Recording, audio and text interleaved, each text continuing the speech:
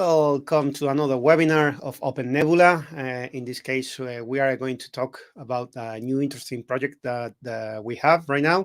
My name is Francisco Piccolini. I'm the open source community manager at OpenNebula. So welcome to this webinar. If this is your first time, welcome. If it's not your first time, welcome back. Please feel free to ask your questions on the chat if you're looking at us through YouTube or through the LinkedIn that we are testing today. Feel free to make your questions over there. We will be answering as soon as possible, and then at the end we will have a brief Q&A. So let's go start to the business. This is the new OneApps project that we have. This is the webinar will be about. We'll be covering this new exciting project that our IT team is working on. And this is a part of the OpenNebula webinar series. Every month we have a chapter or a webinar about one of the features or integrations or appliances that we are working from the OpenNebula platform. So feel free to jump in, watch them on demand or watch live, because that's another thing, that we are live every month at 5 p.m. European time, European Central Time, not everywhere. So take a look on the calendar to see when is the next webinar. For March, we haven't announced yet, but we will be probably talking about interesting stuff. I cannot say anything because I don't have anything confirmed, but I don't want to spoil. So yeah, that's the situation for March. So let's make a brief intro. I will be very brief, I promise. Don't kill me for those who already see me. I'm gonna do a brief intro to OpenNebula, because some of you doesn't know what OpenNebula is capable and what it is. So basically, what it's OpenNebula, OpenNebula unlocks the power of the multi-cloud platform, combining edge, public, and hosted and private cloud operations. It helps organizations to easily embrace hybrid and edge computing. We have allow them to grow their enterprise cloud on demand with infrastructure resources from third-party public cloud and bare metal providers such as AWS and Equinix Metal. We have virtual machines, application containers, Kubernetes clusters. We also help you to avoid vendor lock-in. Our platform is super simple. Well, it's not super simple, but minimize the complexity that you can find in any other of the virtualization platform that you can find on the market. We manage any application. We combine containers with virtual machine workloads in a common shared environment to offer the best of the both worlds: mature visualization technology and orchestration of application containers. But like I say, this is a little bit of a peek of the interface that we have. This is on the back, it's Sandstone, and on the front is One Provision. Like I say, it's a simple, feature-rich, and flexible solution to build and manage enterprise clouds that combine existing virtualization technologies with advanced features for multi-tenancy, automatic provision, and elasticity to offer on-demand virtualized service and applications. So take a look to OpenNebula. Feel free to test it. We have the community edition. We have the enterprise edition. You have a lot of things. Like I say, we combine third-party tools with built-in tools. And we can work with virtual machines on VMware, KVM, system containers like LXC, micro VMs with Firecracker. So feel free to test it. It's an open source project, super interesting. So that's my piece of the introduction to the OpenNebula platform, and also to allow people that will be arriving late to jump in the webinar, because we are going to start the description of the introduction or the presentation of OneApps project. But for that, I'm not going to be the one that will be speaking about. Luckily for you, we have our specialist in this area, one of the coolest guy in OpenNebula. We are not so many, but we have cool people, Dani Clavijo. So I'm going to invite him to join the stage. And here we have Dani. It's your stage. again, feel free to ask any questions on the chat on the in the YouTube, and also on the LinkedIn chat. Okay, so let's see how it goes. Danny, the floor it's all yours, and hope to see you at the end of this webinar with all the questions from the people. Okay. Right. So thank you, Francisco, for that amazing introduction. And right now, let's talk a bit about this OneApps, which is the short term for OpenNebula appliances. This is a project we've been working on for quite a bit already. It comes off as something new, but it's really the consolidation of several projects that we had kind of scattered, but that each one require each other in order to be completed from end to end. So if you've been an OpenNebula user for a while, you've seen we provide these things called contextualization packages. We have one flavor for Linux, or I should say Unix-based appliances, because we also provide support for BSD, but the name is Linux, take it as it is. And we also provide another one for Windows. So this bit of these packages, what they do is that they get installed inside the virtual machines that you control with OpenNebula, and it allows OpenNebula to customize settings inside the virtual machine, like the networking, creating some users, providing SSH keys for the end user to connect to the VM that it has created, and that logic existed in separate repositories, one for the Linux package and one for the Windows. If you take a look at the GitHub repositories right now, you'll see that they are archived. That's because they are now pointing to this new GitHub repository, which is OneApps. The short term OneApps is the repository name for the OpenNebula appliances. On top of this contextualization packages sources, we also have some appliances building the tooling that we use to build, which is based on Packer from HashiCorp. The thing is, like, in order to make sure that these contextualization packages are working properly, you need to create an appliance and install or a virtual machine with an operating system and install it in there, then run the test and make sure it's working. So uh, those things, they already existed, but those were part of our internal tooling. But on top of that, the result of building those appliances with the contextualization package inside is what you see on the OpenNebula marketplace, that you can either check manually on the website, or that you see if you run an OpenNebula instance, you'll see on Sunstone or the CLI that there's a marketplace with ready-to-use appliances. So it only made sense for us to combine all of those things and make it the process of creating the context package to have an appliance with all of that logic already set up to be used in OpenNebula. It only made sense to like bundle it together in the same repository and publish it. So at the time, we have uh, three specialized appliances on top of the standard Linux distributions. We have the Kubernetes service that we provide, that like the managed Kubernetes service. We have this special virtual machine, which is the virtual router networking capabilities. And we also provide a WordPress appliance that you can use to host something in WordPress. So essentially, this project it contains contextualization packages, scripts to generate standard Linux distributions, and specialized appliance logic or sources.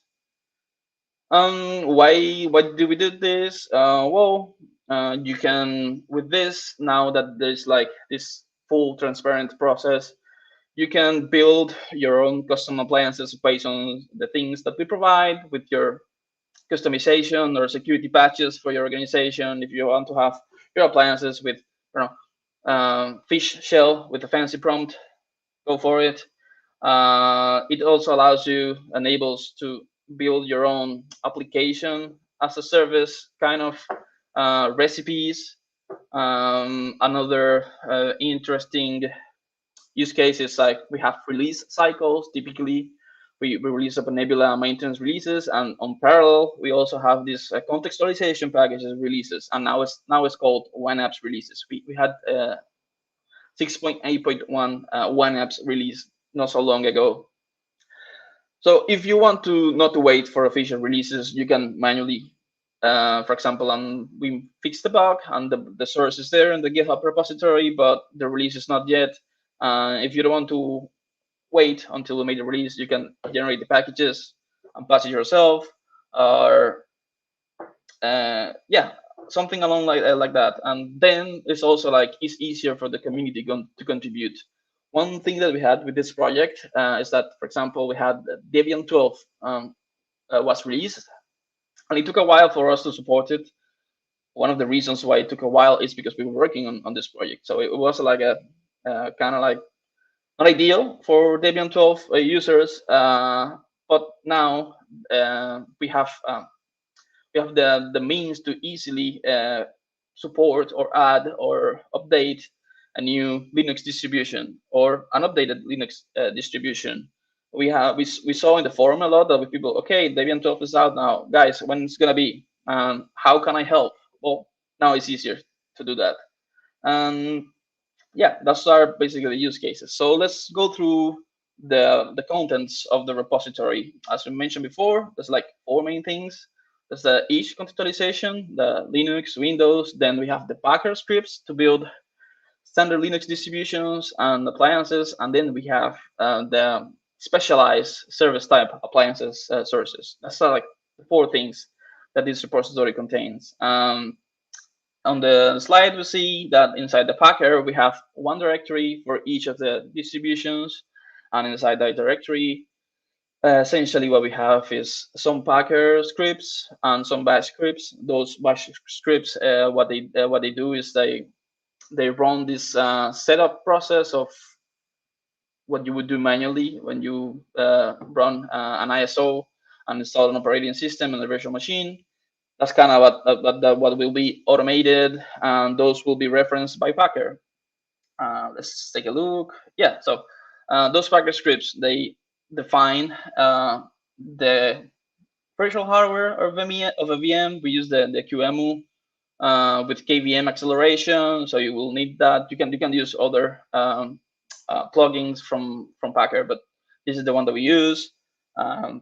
Then once that VM is defined, then on the build step, we run a lot of scripts, or we reference a lot of scripts. And in there, you can see, for example, in this one, some stuff that is installed, that varies from distro to distro. So as part of the webinar, we're gonna showcase how to build one of these appliances with this new format, because before what we had like were instructions on how to build the contextualization packages. These are kind of like new things, how to build an appliance from end to end.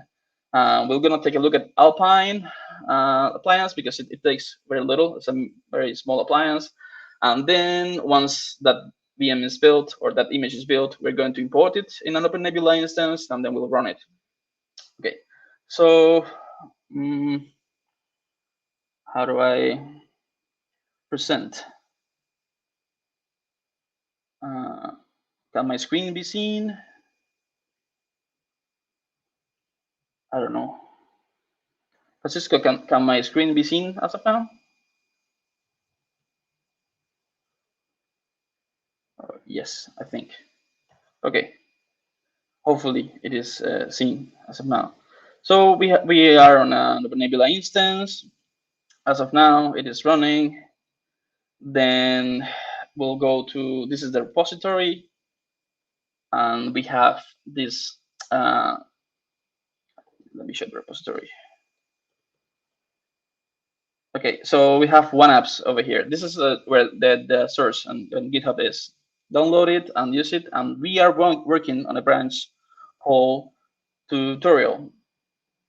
Because this branch will contain some things, some comments in the code that you will be able to reference to after the webinar ends. So you can take a look at the things that we will be going through on this step. So let's take a look at how to build an Alpine Linux appliance. It should be as easy as saying make Alpine Linux. But before, let's it should help. As you can see, we have a make file that's kind of acts like the entry point to trigger all of these build processes that you could trigger manually. But what you will do right now is just issue a distro. You can build, for example, the context packages. You can build on bulk. You can build on parallel. And for the time being, we're just gonna build Alpine. So as of now, what it does is it's pulling an ISO. This ISO I downloaded it previously. Once that ISO is downloaded, it will create a VM. Once the VM is created, it will start typing commands over VNC to simulate that install process. And let's take a look at what that looks like. So the most important for the entry point over here that Packer runs is this Alpine Packer scripts. As I said before, the VM is defined, the virtual hardware, and then on the build step, it kind of like triggers a lot of scripts that we define over here. And for example, on this script over here, it configures the network, it mounts stuff. This varies from appliance to appliance, but essentially, in the build process, you state whatever is going to happen, and then while building the process, we should be able to see the exact steps that happen over the installation process. We should see an output on the terminal. So you can see, yeah, it's starting to come off right now. It's just installing some stuff, running some through the steps, and then once that finishes, we should have a QCOW2 appliance on our file system, and that appliance should be easily imported or ready to be used. For example, it says like right here, it says it's on the build directory, but it really isn't. We should probably like improve that because this is an intermediate step where it's really a build is on the export directory. And as you can see, is this image is the one that was built. So let's import it on OpenNebula.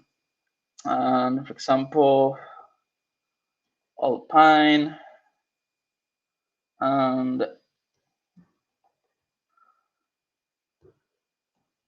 yeah, all right. Let's take a look at the image. Okay, the image is ready, and let's instantiate the VM with that image. Let's take a instantiate template 0, and then let's override the disk that whatever the disk is using. It's probably using this default disk because this is a mini one environment. And then use disk 5. Right, so now we should have a VM. There's some pending. The scheduler should put it on running. Yeah, and now after a while, after the contextualization process begins, we should be able to SSH into it. So let's take a look at the things that happened before that appliance built. So if you see like part of what you can do with this make file is to build the contextualization packages. One prerequisite of this appliance is to install the contextualization packages. So a step that is executed along the way is the build of those contextualization packages. Where are they located? Well, if you issue context Linux, you see them on out, you will be able to see all of these packages being dynamically built. As if they exist, they will be used. If they don't, they will be generated. But that's the directory where they're stored. Yeah, part of this logic is installing those packages. Okay, so let's take a look at the VM. We should be able to enter it. Yeah, voila, we can enter. We have SSH and networking. Let's take a look at the messages to make sure everything is okay. Yes, you can see right now is, yeah, we have SSH and networking. Let's take a look at the messages to make sure everything is okay. Yeah, as you can see right now, it's, we can enter. Let's take a look at the messages to make sure everything is okay. Yeah, Yeah, this happened recently when we ran the VM. Everything looking good so far. Okay, so that's the first part of the demo. And right now, uh, yeah, that's the first part. And then now let's take a look at the other part of this webinar content, because we showcase how to build a standard Linux distribution, but we also provide the ability to provide applications as a service with this OneApps project. What do I mean by that? Though these appliances that we have, Kubernetes, the virtual router, and the WordPress, they require like an additional logic that you can't simply uh, implement or easily implement with the one context, but you can like bind it to the execution of the contextualization daemon that runs inside the VM, make it like as like an extra step. And for that, we provide something that we call this like application management framework or service management framework with defined steps and logic and libraries that are already on the OneApps repository. And essentially, what we have is like we define each appliance as something that has three stages of life, if you could call it like that. We have like a defined stage that's called install. That install phase happens at the moment that you execute the make appliance phase. Like it gets built. Then whenever you instantiate the VM, the configuration phase will be triggering. And what is important about like these defined stages is that the libraries that we provide expect certain like functions that trigger each of these stages. And each stage has a defined log. We also have like recovery, cleanup, maintenance, like operations that you can use with this framework. This framework also provides the customization to manage your application from the CLI. And yeah, so all of these applications are built using that framework, and ideally, every application that you use would use that framework, because otherwise you kind of have like to reinvent it. So really no point. Then the second part of this demo is gonna be how to create your own appliance. This is an overview of the steps that are required. Uh, First, you build your appliance based on an operating system. For example, we talked about Alpine, and typically you use an operating system that's already built, and then you apply the extra customization of your appliance. For that, the easiest way to start is to clone an existing Packer directory that we have as a base, a Packer directory from a service appliance, not a standard Linux distributions, because those are, they look similar, but they are different in terms of the custom script and logic that is right. This VM is also instantiated and stuff is executed, but it's not like it's after the OS installation phase. Um, then you define your own appliance and you replace the appliance specific logic that is referenced on the Packer script. You write your own appliance, and then finally you add it to the make file entry, so it's easily doable, the build process.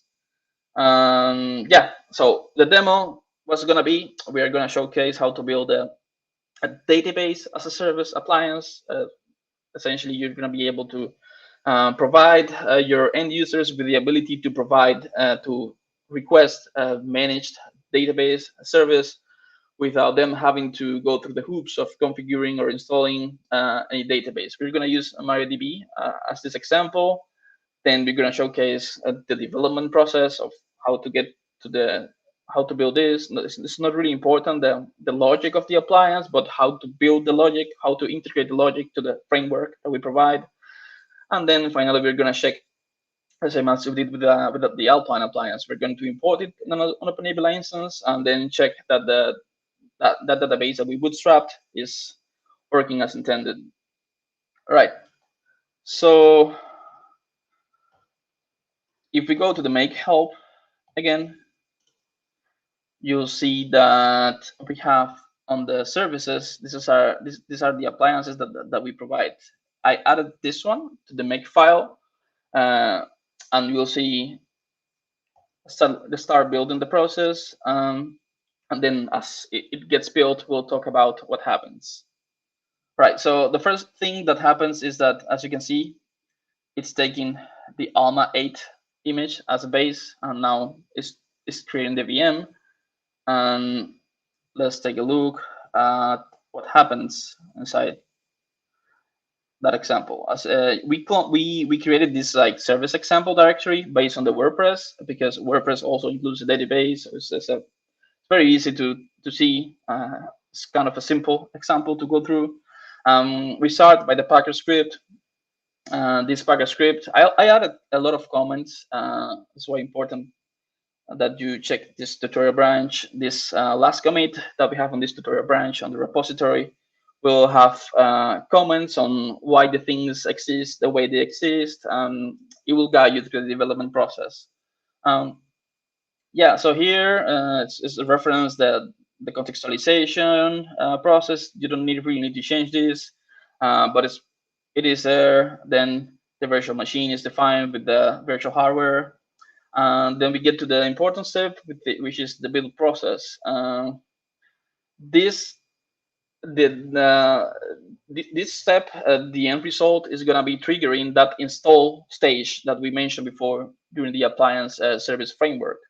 You can leave this as is, but if you want to take a look at the scripts, it essentially provides an SSH configuration that we like. If you notice, if you compare for example, let's compare to Alpine, as we saw before, the custom scripting logic is quite different in terms of this just adds stuff to an installed operating system.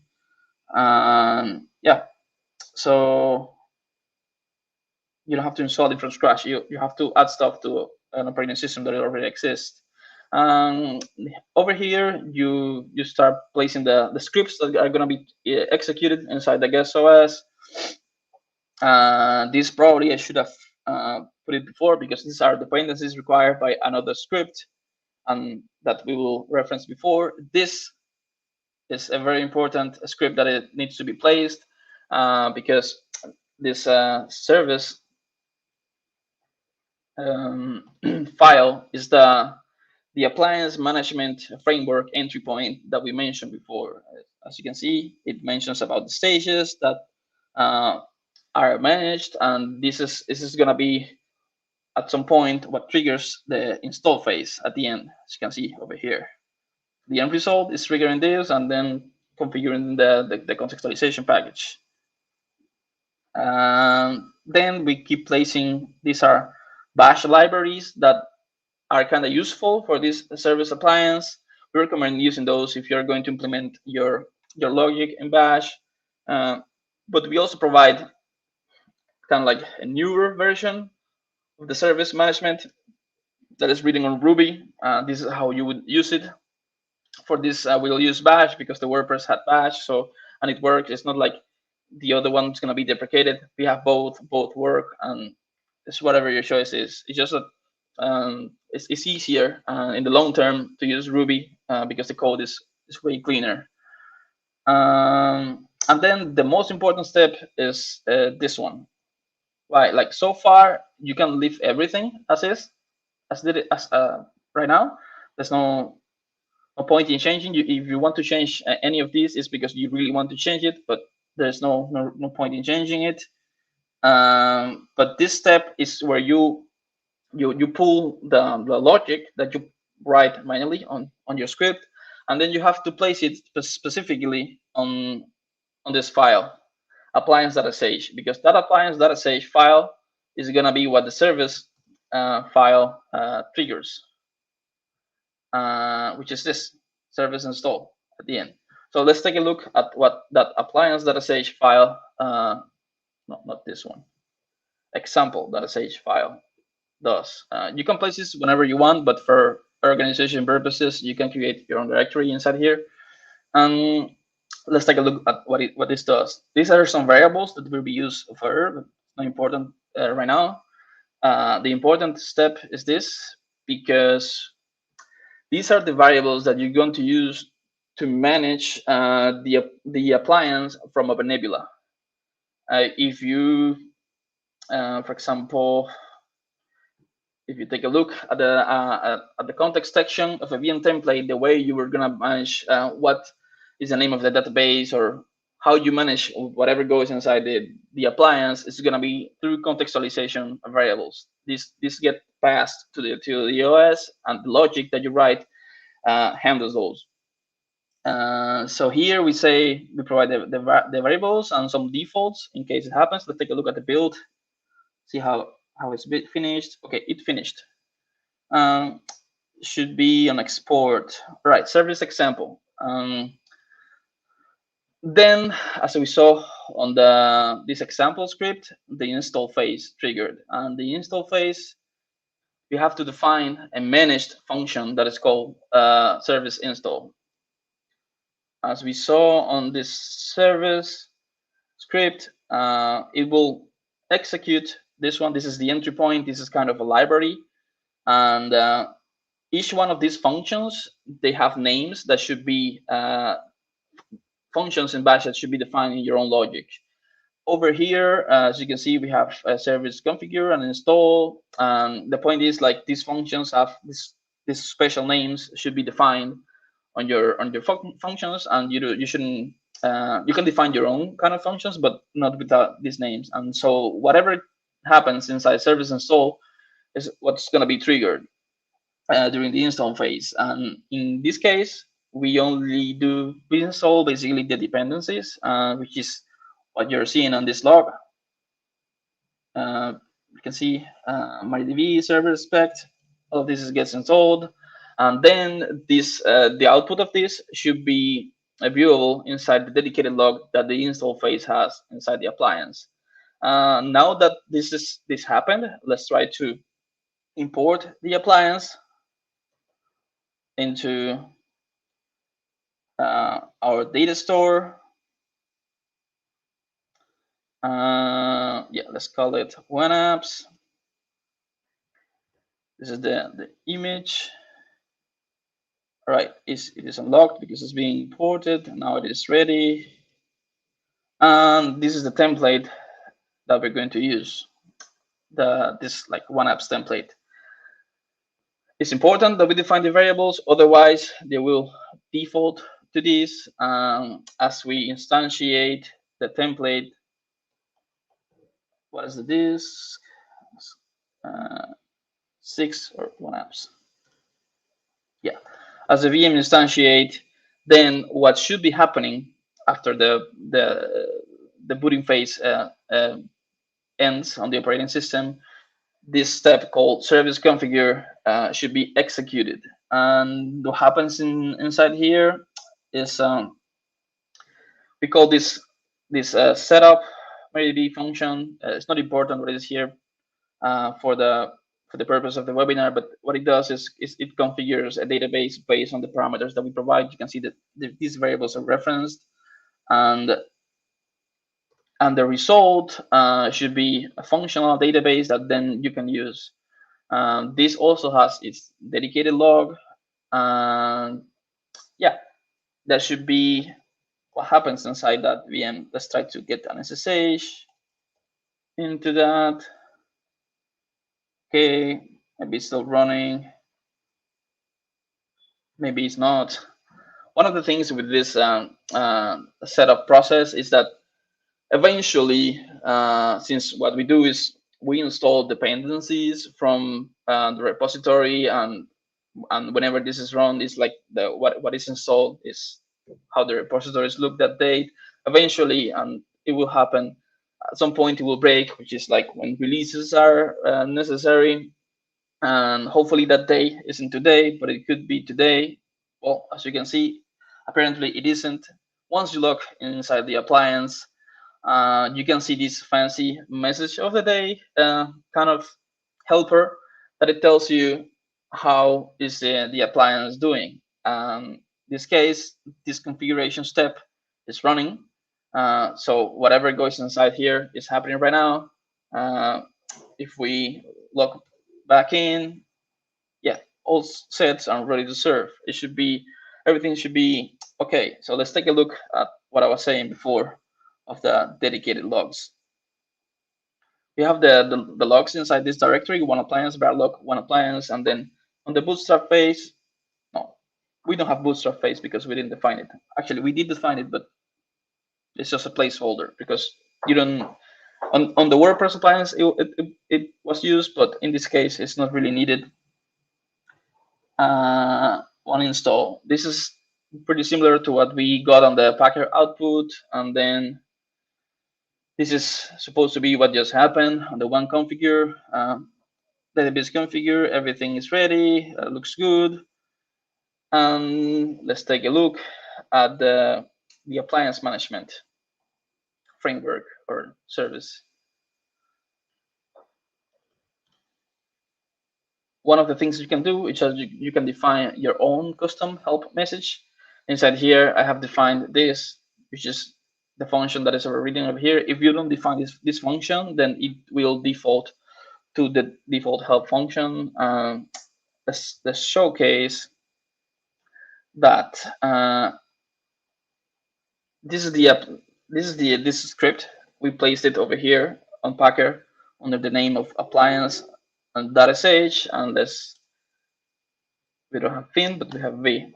And let's look for the service help function. If we remove this, then the generic help message should appear. This is the generic help message, which is also like quite useful because, as you can see, the variables that we defined over here, not over here, but over here, are being showcased. What they do and how are they used and which step are they meant to be used in. So it's really cool that you can use the framework for a better integration. If you want, you can also pretty much run the install phase again. If you run like service instead of help install, we're not going to do that. You can also manually run the configuration phase again, but we're not going to do that because there's no point. Everything went as expected. If you have issues, you might want to do that. But for that, you check out the log and see whatever happens. Let's take a look at the database that we bootstrapped. So what we defined on the template were those variables. So there should be a database called MariaDB underscore database inside there.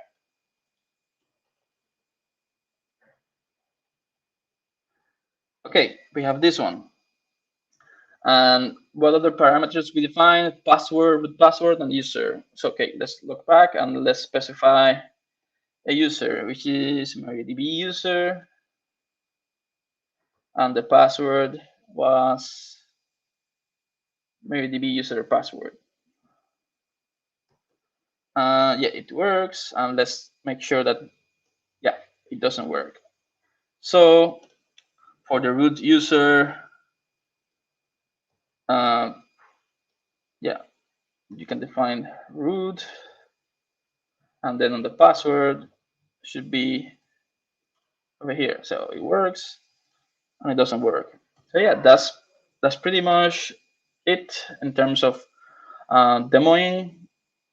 Then yeah, this is what we wanted to cover with the OneApps project. It's a consolidation of the contextualization packages that we had before, the sources of those contextualization packages, plus the tooling that we had internally to build the appliances where we tested, installed the contextualization packages, and eventually published them on the marketplace.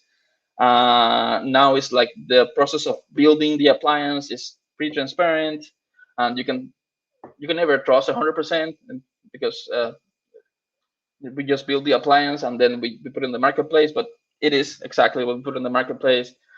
So it helps a lot on regarding transparency. What are you using on the marketplace?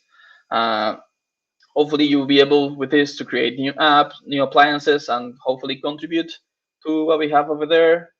We have issues with bugs, features that are you can use to request or help with stuff that we have, and we also have a a pretty cool wiki that we made for this project, because we felt that the contextualization or and features that we had on the appliances feature were, they kind of deserved its own like space because they were part of the OpenNebula documentation. And one of the things that happened was that the contextualization features felt like a reference instead of like a detailed explanation of what the feature do.